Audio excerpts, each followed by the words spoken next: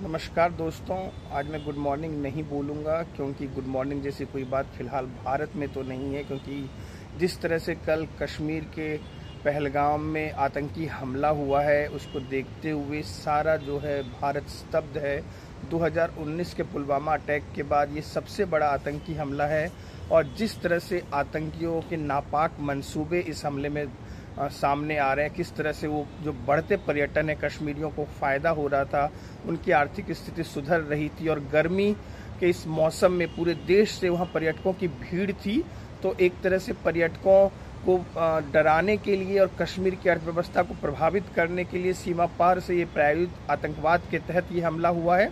जब जांच होगा वो तब की बात है, लेकिन इस बात में कोई शक नहीं कि आतंकियों के नापाक मंसूबों को हम बिल्कुल भी सफल नहीं होने देंगे। और जिस तरह से उन्होंने निर्दयता के साथ लोगों की हत्या की है, लोगों का धर्म पूछकर उनकी हत्या की है, यहाँ तक कि एक लेडी को उन्होंने कहा, आतंकियों ने कहा कि जाओ जाकर मोदी को बता दो कि हमने हमला किया है। तो कश्मीर में इस तरह से बढ़ता हुआ आतंकवाद और सीमा पार से पल रहे आतंकवाद का करारा जवाब दिया जाएगा, इसको स्पष्ट कर दिया प्रधानमंत्री नरेंद्र मोदी ने। और अपनी सऊदी यात्रा को बीच में ही छोड़कर अभी थोड़ी देर पहले ही दिल्ली पहुंच गए। वो सीसीएस की एक अहम बैठक की अध्यक्षता करेंगे। हम आपको बता दें कि क्राउन प्रिंस के साथ उनकी जो वार्ता तो हुई वो भी 2 घंटे देरी से शुरू हुई, क्योंकि मोदी जो अटैक हुआ था उसके बाद सभी अधिकारियों से भारत में बात कर रहे थे। वहीं दूसरी तरफ जो रात का डिनर दिया गया था क्राउन प्रिंस की तरफ से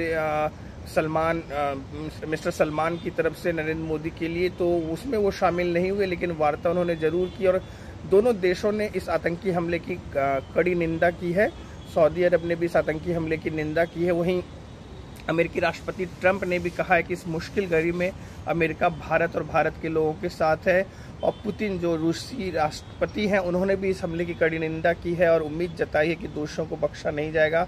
नरेंद्र मोदी ने ये साफ कर दिया है और नरेंद्र मोदी ने जैसे ही अटैक हुआ अमित शाह से बात की और अमित शाह तुरंत फिर कश्मीर के लिए रवाना हो गए थे। तो ऐसे में ये देखना दिलचस्प होगा कि भारत सरकार इस पर आगे की क्या कार्रवाई करती है। लेकिन वाकई एक खौफनाक हमला, और इस हमले को जिस क्रूरता के साथ अंजाम दिया गया वो साबित करता है कि आतंकी किस कदर गिर चुके, उनके लिए इंसानियत कोई मायने नहीं रखती। और धर्म पूछकर हत्या करना, ऐसा भी सुनने में आया कि कपड़े उतार कर लोगों की चेकिंग की जा रही थी कि उनका धर्म क्या है।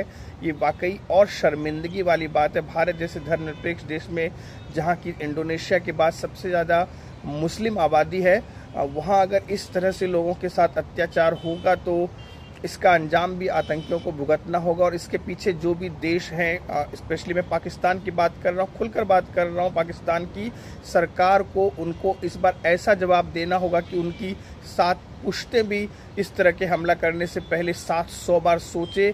और निश्चित तौर पर भारत को इसका जवाब देना होगा। और हाई लेवल मीटिंग के बाद क्या निकलकर सामने आता, नरेंद्र मोदी आगे की कार्रवाई के लिए क्या निर्देश देते हैं, इस पर नजरें रहेंगी। लेकिन सब तरफ से इस हमले की निंदा हो रही है।